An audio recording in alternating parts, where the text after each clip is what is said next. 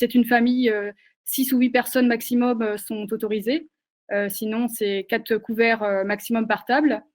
Chacune des tables doit être espacée de 2 mètres minimum. Les masques ne sont pas obligatoires en Suisse. Tout doit être désinfecté. Il est interdit également de prendre le vestiaire des clients.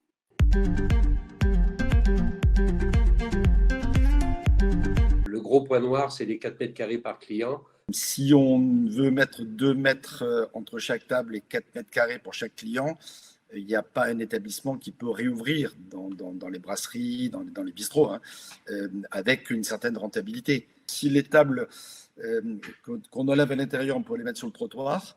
Et si le temps nous le permet, la météo, c'est une solution qui peut effectivement peut-être être envisagée. On peut éventuellement mettre les gens plus près a priori avec une protection entre les deux. Moi, j'ai des banquettes et des tables qui se prêtent assez bien à ça pour un certain nombre de tables du restaurant.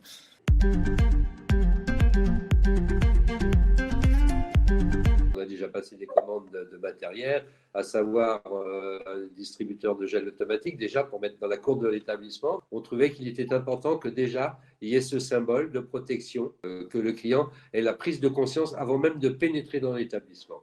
On va remettre à chaque client un petit flacon de gel à son arrivée.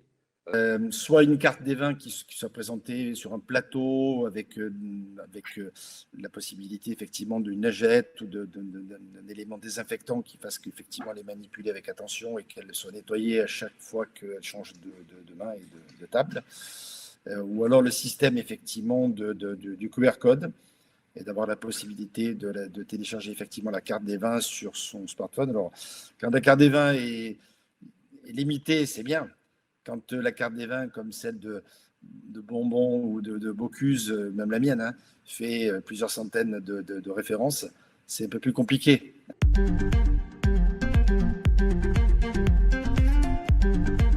Il faut pas que ce Covid-19 devienne un handicap dans la façon de nous réaliser dans nos métiers. Non, mais ça commence par là. Je veux dire, il faut déjà rassurer les équipes pour qu'ensuite les équipes soient détendues autant que faire se peut pour accueillir les clients. Il faut utiliser ce temps pour pouvoir sensibiliser, informer, former, pour que ça devienne des automatismes. Il faut rassurer les gens, mais sans leur en parler.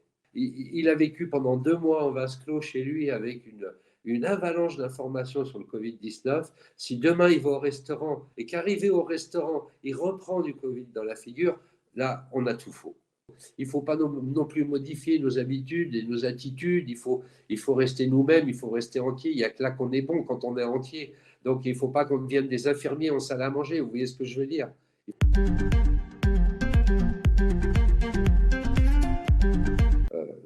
Les 2 services en gastronomie, on le trouve vraiment que dans les grandes places mondiales. On ne trouve ça que dans les grandes villes. À New York, on va dîner dans un 3 étoiles Michelin à 18h. Mais je ne pense même pas qu'à Paris, d'ailleurs, on puisse dîner dans un 3 étoiles Michelin à 18h. Oui, même si à Paris, effectivement, c'est plus facile de faire des services plus tôt. Nous, on avait ouvert plus tôt ces dernières années parce qu'il y a aussi un certain nombre de clients étrangers qui viennent manger assez tôt. Les Asiatiques mangent un peu plus tôt. Les gens du Nord mangent un peu plus tôt. Alors, si on a la chance d'avoir la diversité de cette clientèle, on peut étaler. Si on a nos habitués locaux, ils ont un concept qui est plutôt commun.